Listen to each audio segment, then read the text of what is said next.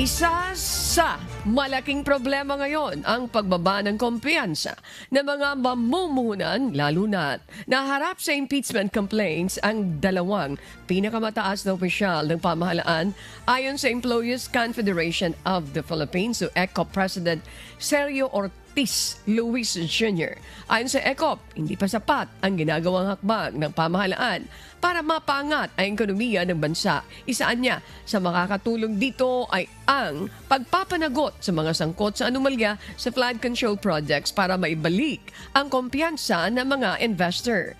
Ayon sa Malacanang, hands off na si Pangulong Ferdinand Marcos Jr. sa mga isyong may kinalaman sa flood control anomaly. Sa halip, tututukan na nito ang pagpapaangat na ekonomiya ng bansa. Ito ang naging desisyon ni PBBM matapos mabigo ang gobyerno na maabot ang tinatarget na gross domestic product growth para sa taong 2025 na naitala lamang sa 4.4%.